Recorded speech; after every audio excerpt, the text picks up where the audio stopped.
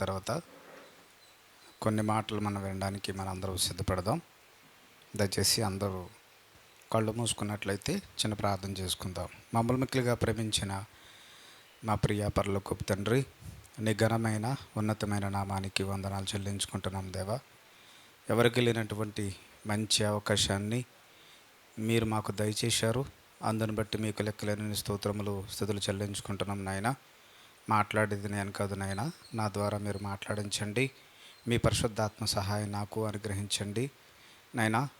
అమూల్యమైన మాటలు మాకు వినిపించి మా బ్రతుకులను సరిదిద్దుకునే భాగ్యాన్ని మా అందరికీ దయచేస్తారని ప్రభు అయిన యేసుక్రీస్తు నామమున ఈ ప్రార్థన అడుగుచున్నాం పరమ తండ్రి, ఆమెన్. ప్రభునందు ప్రియమైన దేవుని వర్లరా, ముందుగా ఈ అవకాశాన్ని ఇచ్చినటువంటి తండ్రి అయిన దేవునికి, కుమారుడైన యేసుక్రీస్తు నామమున శుభాభివందనాలు చెల్లించుకొనిచున్నాను. అలాగే వచ్చిన మీరందరికీ కూడా ప్రభు అయిన యేసుక్రీస్తు నామమున శుభాభివందనాలు చెల్లించుకొనిచున్నాను. ప్రియులరా, మరి నేటి దినాలలో సమాజమంతా ప్రపంచమంతా మాట్లాడుకునే సమస్య క్రైస్తవులపై దాడులు. ఎన్నో క్రైస్తవులపై భవిష్యత్తులో జరగబోయే కొన్ని సంఘటనలు మనమందరము ముందుగానే మనం సిద్ధపడాలి అని ఒక సంకేతముగా చట్టం ఎలాంటి నిర్ణయాలు తీసుకుంటుందో, క్రైస్తవులపై ఎలాంటి నిందలు మోపుతున్నారో మనం ఇప్పుడున్న ఈ పరిస్థితిని బట్టి మనందరికీ అర్థమవుతుంది, అర్థం చేసుకోవాలి. క్రైస్తవ్యంలోకి వచ్చిన మనమందరము కొన్ని నిందలు పడటానికి, కొన్ని కష్టాలు పడటానికి మనమందరము సిద్ధపడాలి అని ఒక సూచన అయితే మనందరికీ, ఒక సిమ్టమ్స్ అనేది మనకి ప్రతి ఒక్కరికి ఇప్పటికే అర్థమైంది. వాక్యం అనేది దేవుడు మనందరికీ ఇచ్చిన ఒక గొప్ప గ్రంథమని, మన భవిష్యత్తు గ్రంథమని, వచ్చిన సమస్యలను మనం పరిష్కరించుకొని మనం ఎలా బ్రతకాలో ఎలా బ్రతకకూడదో మనకి ఉన్నతంగా నేర్పే ఈ గ్రంథాన్ని ప్రతి ఒక్కరూ ఖచ్చితంగా చదవాలి, నేర్చుకోవాలి. దేవుని సన్నిధిలో గడపడం అనేది మనం ముందుగానే సిద్ధపడాలి. ముఖ్యంగా మనం దేవునిపై ఆధారపడాలి, దేవునిని మనం నమ్మాలి. ఏది జరిగినా అది దేవుని చిత్తమే అయి ఉంటుందని ఖచ్చితంగా మనం నమ్మి తీరాలి. ఎక్కడో ప్రమాదాలు, ప్రకృతి వైపరీత్యాలు, సునామీలు, ప్రకృతి విలయతాండవాలు ప్రపంచాన్ని ముంచెత్తుతుంటే, మత విద్వేషాలు రెచ్చగొట్టుకుంటూ సమాజం అతలాకుతలమైపోతున్న పరిస్థితుల్లో నేడు ప్రపంచ మానవాళి ముందుకు వెళ్ళిపోతుంది అనే సంగతి మనందరికీ ఇప్పటికే మనకి అర్థమవుతుంది. వాస్తవాలను అర్థం చేసుకోవాలి. మనం దేవునిలో చాలా జాగ్రత్తగా మన జీవితాలు ఉండాలి. ప్రతి మనిషి జీవితంలో, ప్రతి కుటుంబంలో కూడా మనం తెలుసుకోవలసినవి చాలా సంగతులు ఉన్నాయి. మనస్తత్వ శాస్త్రాలకి కూడా అతీతమైనది మన చేతుల్లో ఉన్న 66 పుస్తకాల గ్రంథం. ఇంత గొప్పదైన ఈ గ్రంథాన్ని మనం ఎంత ఈజీగా కొట్టిపారేస్తాం, మనం ఎంత చులకనగా మనం తీసుకుంటాం. మనం ఎంతమంది ప్రతిరోజు ఉదయాన్నే లేచేటప్పుడు, నువ్వు పడుకునేటప్పుడు ఎంతమంది దేవుని ఆలోచనలు వెళ్ళి నిద్రపోతున్నారు, ఎంతమంది దేవుని కోసం ఆలోచిస్తున్నారు, దేవుని ఆలోచనలు మన మైండ్లో ఏమైనా ఉన్నాయా లేదా? ఏమండి, ఒక సునామీ కనుక, ఒక ప్రమాదం వస్తే దాని విధ్వంసం ఎన్ని లక్షల మంది చచ్చిపోతారు. ఒక భూకంపం వచ్చినా, ఏదొచ్చినా, ఒక తెగుళ్ళ ద్వారా ఎంతోమంది ఒక అతలాకుతలమైపోయిన పరిస్థితులు మనకు కనబడుతున్నాయి. ఒక నష్టం జరుగుతున్నప్పుడు దాని వెనక విధ్వంసం అనేది చాలా హృదయ విదారకంగా మనకు కనపడుతుంది. వీటన్నిటికీ కారణం ఒక్కటే మనకు కనపడుతుంది: మనిషి అవిధేయత, మనిషి ఆలోచించే చెడ్డ ఆలోచనలే ప్రకృతి వినాశనానికి కారణమని మనం ఖచ్చితంగా నమ్మాలి. దేవుడు చెప్పింది మనం చెయ్యకపోవటం వల్ల ప్రకృతి మనిషిపై పగబడుతుంది అన్న ఆలోచనలు కూడా మనకు కనపడుతూ ఉంటాయి. ప్రమాదాలకి కారణం మనిషిలో ఉన్న అవిధేయత కానివ్వండి, దేవుని ఉద్దేశాలను ఈ భూమి మీద నెరవేర్చి మన జీవితాలను ముగించుకోవాలన్న ఆలోచనలు ప్రతి మనిషిలో ఆలోచించాలి. క్రైస్తవునిగా నువ్వు ఆలోచించాలి. వాక్యం మనకి నేర్పించేది, వాక్యం మనకు తెలుసుకునేది మనకి మనోధైర్యాన్ని మనకు కలిగిస్తుంది.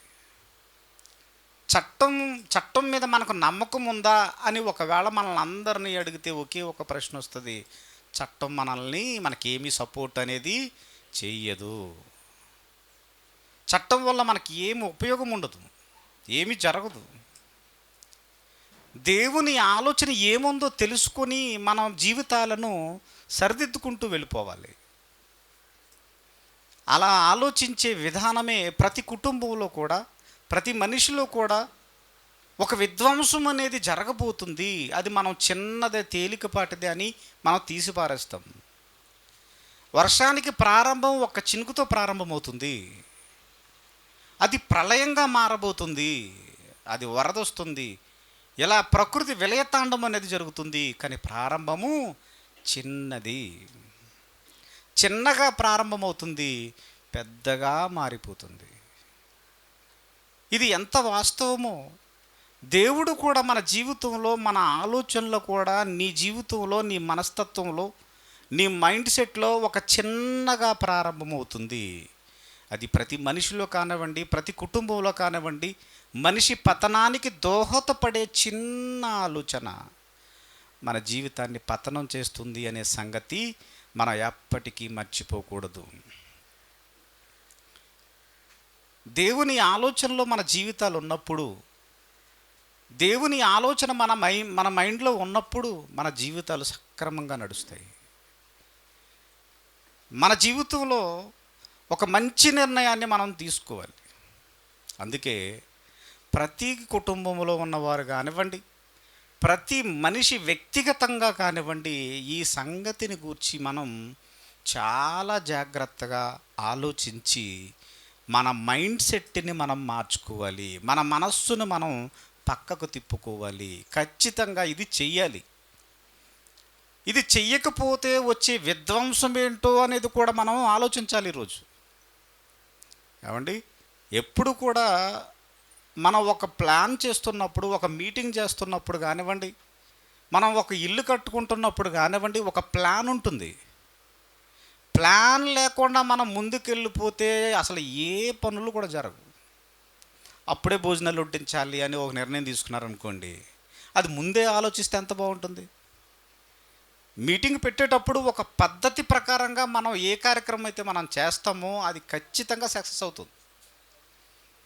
అలాగే మానవ జీవితంలో కూడా ఈ ఒక్క చిన్న ఆలోచనను మనం పక్కన పెట్టాము అంటే దాని ద్వారా వచ్చే విధ్వంసం ఎంత భయంకరంగా ఉండబోతుంది.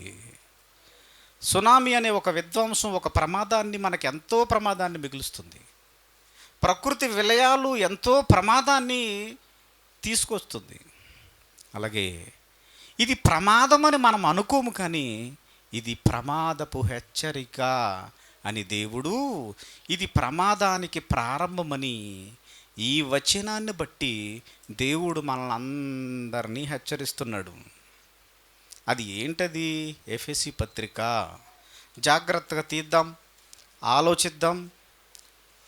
ప్రతి మాటను కూడా మనం జాగ్రత్తగా ఆలోచించి మన మనస్తత్వాన్ని, మన మనస్సును మార్చుకోవటానికి మనం ప్రయత్నం చేద్దాం. ఎఫెసీ పత్రిక 4వ అధ్యాయము 26వ వచనంలో ఒక మాటను గురించి దేవుడు మాట్లాడుతున్నాడు. చూడండి. కోపపడుడు గాని పాపము చెయ్యకుడి, సూర్యుడు అస్తమించు వరకు నీ కోపము నిలిచి ఉండకూడదు. ఏమండి, కోపానికి ఒక పరిమితి ఉంది. ఈ పరిమితి దాటితే ఏమవుతుంది? వరదలు వస్తూ ఉంటాయి. గోదావరి నది పరివాహక ప్రాంతాల్లో వరదలు వచ్చేటప్పుడు అది ఒక కొంతవరకు మాత్రమే వస్తే బాగుంటుంది. అప్పుడు అది ఇంకా నీటి మట్టం పెరిగిందనుకోండి, ఏం జరుగుతుంది? ఇళ్ళన్నీ మునిగిపోతూ ఉంటాయి. ఆస్తుల నష్టం, పంటల నష్టం, పరిధి దాటితే నష్టం. ఏమండి, కోపపడండి అని పర్మిషన్ ఇచ్చాడు దేవుడు. ప్రపంచ మానవాళికి దేవుడు ఒక పర్మిషన్ ఏం చేశాడు, అనుమతి ఇచ్చాడు. మీరు కోపపడండి నాయనా, కోపపడుడి అని చెప్పిన దేవుడు పక్కనే పాపానికి చెప్తున్నాడు ఏంటండి? కోపాన్ని చెప్పిన దేవుడు కోపపడితే పాపం అనే ఆలోచన దేవుని ఆలోచనలో కనపడుతుంది చూడండి. అంటే మనకు కోపం వస్తే, మనలో కోపం ఉంటే తర్వాత జరిగేది పాపమే. ఇది దేవుడు డిక్లరేషన్ చేశాడు దీన్ని. కోపపడకండి, ఒకవేళ కోపపడితే ఏం జరుగుతుంది అంటే పాపం జరుగుతుంది అని అంటూ ఉంటారు. మరి దేవుడే పర్మిషన్ ఇచ్చాడు కదా. ఒకవేళ ఇచ్చిన తర్వాత దేవుడు ఏమంటున్నాడంటే కోపపడు పర్వాలేదు కోపపడు, కానీ నీ కోపము సూర్యుడు అస్తమించే లోపు మాత్రమే ఉండాలి. సూర్యుడు అస్తమించే లోపు అంటే ఎంతసేపు టైం ఏంటది? 6 గంటలు అనుకుందాం. పోనీ 6 గంటల వరకు నీ కోపం నీలో ఉండనివ్వండి, పర్వాలేదు, నో ప్రాబ్లం. 6 తర్వాత జరిగేది ఏంటి?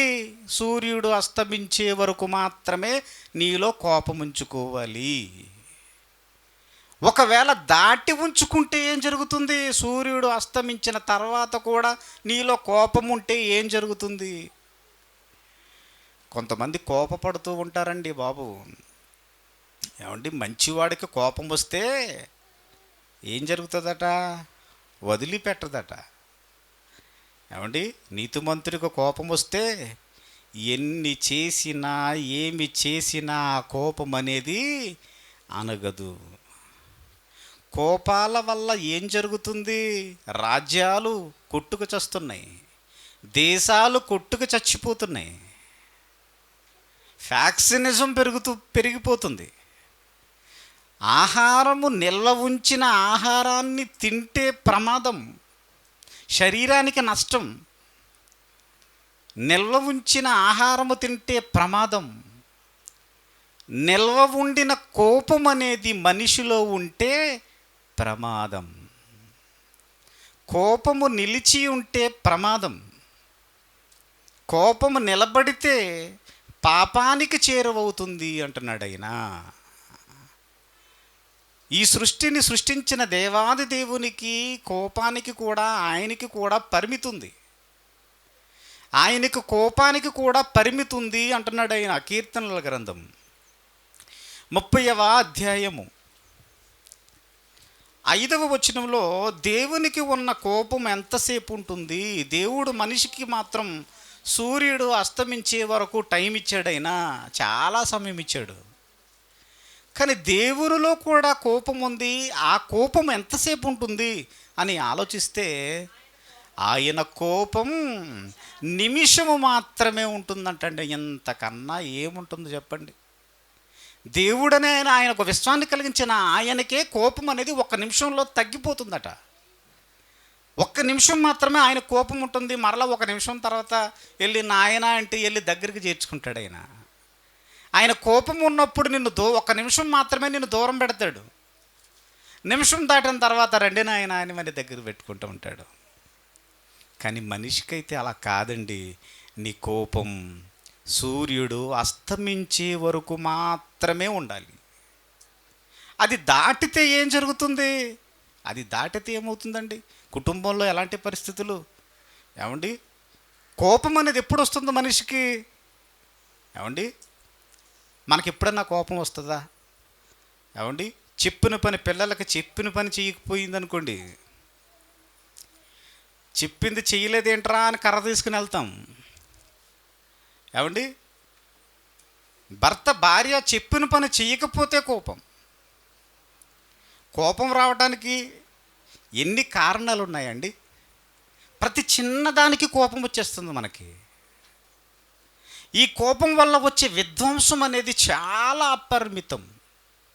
అది ప్రకృతి విలయతాండవం కన్నా ప్రమాదకరమైనది, సునామీ కన్నా ప్రమాదకరమైనది. ఆ కోపానికి ఒక పరిధిని పెట్టాడు. మీరు కోపం నరులు ఏం చేస్తారు అంటే కోపపడుతూనే ఉంటారు కనుక పర్వాలేదు, కానీ నాయన నువ్వు ఎంతవరకు కోపపడతావో కోపపడు, కానీ సూర్యుడు అస్తమించే వరకు మాత్రం నీ కోపం నీలో ఉండకూడదు. ఉంటే ఏం జరుగుతుంది? ఉంటే ఏ ప్రమాదం ముంచుకొస్తుంది? ఉంటే ఏ విధ్వంసం జరుగుతుంది? ఇది ఖచ్చితంగా మనం ఆలోచించి తీరాలి. ఈ కోపానికి ఉన్న విద్వేషం, ఈ కోపానికి ఉన్న ఈ విలయతాండవం, ఒకసారి దేవుడు చెప్పిన కొన్ని మాటలను మనం పరిశీలన చేసి ఆలోచిస్తే, ప్రసంగి గ్రంథము 7వ అధ్యాయము 9వ వచనంలో ఒక మాటను గూర్చి మాట్లాడుతున్నాడు. చూడండి, ప్రసంగి గ్రంథము 7వ అధ్యాయము 9వ వచనంలో, ఆత్రపడి కోపపడకండి, బుద్ధిహీనులు అంతరేంద్రియములయందు కోపము సుఖ నివాసము చేయును. ఏం జరుగుతుందట? ఏమండి, చిన్న మాట అన్న వెంటనే ఆత్రంగా వచ్చేస్తుందంట కోపం. ఆత్రంగా రావటం అంటే ఏంటండి? Speed, jet speed. ఏమంటే ఈ కోపం అనేది చిన్న మాట వెంటనే పవర్గా లేసిపోతారు. ఇంత పౌరుషం ఏంటండి బాబు ఇతనికి? ముక్కు మీద కోపము కాదండి ఇతనికి. ఇలాంటి ఉండి దేవుడు ఏమంటున్నాడు? నీకు సీరియస్గా త్వరగా నీకు కోపం వచ్చేస్తే నిన్నేమంటున్నాడు దేవుడు? ఏమంటున్నాడు? నీకు కోపం ఉంటే నీ అంతరింద్రియములలో కోపము సుఖ నివాసం చేస్తుంది. నీకు కోపం ఉంటే కోపానికి కూడా సుఖం ఉంటుంది. కోపం ఉంటే మనిషిలో ఒక సుఖం అనేది, ఒక సుఖం అనే ఈ కోపానికి ఒకవేళ ఒక మనిషి అనుకుంటే దానికి హ్యాపీనెస్ ఉంటుంది. చాలా స్పీడ్గా ఇతనికి చాలా కోపం అండి అని అన్నావు అంటే నీకు ఏమైపోయింది? ప్రమాదం ముంచుకొస్తుంది నీకు. ఆత్రపడి కోపపడితే ఏమవుతుంది? నీ అంతరేంద్రియాలు డ్యామేజ్ అయిపోతాయని అర్థం. అంతరేంద్రియములు అంటే ఏంటి? బయట ఉన్నవన్నీ బహిర్గతంగా ఉండేవి. అంతరేంద్రియము అంటే నీ శరీరంలో ఉన్న ప్రతి కణము, అణువణువు, ప్రతి కణము అంటే కణముల సమ్మేళనమే ఈ మానవ దేహం. ఈ మానవ దేహము నీలో ఒకవేళ ఆత్రపడి కోపపడిపోతే డ్యామేజ్ అయిపోతుంది. ఏం డ్యామేజ్ అయిపోతుంది? నీ శరీరంలో ఉన్న అంతరంగం అనేది ఒకటి ఉంటుంది కదా. నువ్వు పాపం చేయటానికి, నువ్వు చెడిపోవటానికి మూల కారణమైన ఈ అంతరేంద్రియములు, వాటికి డ్యామేజ్ జరుగుతుంది. అవి చెడిపోతాయి. ఏమండి, ఆహారం నెల ఉంటే కుళ్ళిపోతుంది, అది పాడైపోతుంది. అది శరీరంలో నువ్వు కోపపడితే నీ అంతరేంద్రియము చెడిపోతుంది, నీ హృదయము చెడిపోతుంది. అంతరేంద్రియము చెడిపోతే ఏం జరుగుతుంది? లోపలున్నవన్నీ, అంతరేంద్రియాల్లో ఉన్నవన్నీ చెడిపోతే ఏం జరుగుతుంది? తర్వాత జరిగేది శరీరం కూడా పాడైపోతుంది. ఏమండి, మనుషుల ఆలోచన విధానం మారిపోతుంది. నువ్వు మంచిగా ఆలోచించిన ప్రతి ఆలోచన నీ అంతరింద్రియంలో ఒకవేళ కోపాన్ని నువ్వు నిలవపెట్టుకుంటే, నువ్వు మాట్లాడిన ప్రతి మాట కూడా చెడుగానే వినబడుతుంది నీకు. ఏమండి, నువ్వు తప్పుగా ఆలోచిస్తున్నావంటే అర్థం ఏంటి? నీలో ఒకటి స్టోరేజ్ చేసుకున్నావు, కోపాన్ని స్టోరేజ్ చేసుకున్నావు. అలాంటి వాడికి దేవుడు ఏం చేస్తాడట? ఈ కోపం అనేది గనక ఒకవేళ మనం నిల్వ చేసుకుంటే, మనలో ఉంచుకుంటే, సూర్యుడు అస్తమించిన నీలో గనక ఒకవేళ కోపాన్ని గనక నువ్వు దాచుకుంటే ఏం జరగబోతుందో తెలుసా అండి? సామెతల గ్రంథం ఈ కోపము వల్ల నీలో కోపాన్ని కనుక నిలవబెట్టుకుంటే ఉంచుకుంటే వచ్చే విధ్వంసం. సామెతల గ్రంథము 15వ అధ్యాయము 18వ వచనం ఏం జరుగుతుంది? కోపం మనిషిలో ఉంటే ముక్కోపి అయిన వాడు, కోపేద్రికుడైన వాడు కలహము రేపును. ఎప్పుడు వచ్చేసింది ఇది? ఎప్పుడు వచ్చేసిందండి? సూర్యుడు అస్తమించే లోపు నువ్వెవరి మీదైనా నువ్వు గనక కోపపడితే, ఆ కోపము గనక నువ్వు అలాగే ఉంచుకుంటే, చాలామంది భర్త మీద కోపపడి కోపగించుకుని ఏం చేస్తారు? కోపపడి తిండి మానేసి,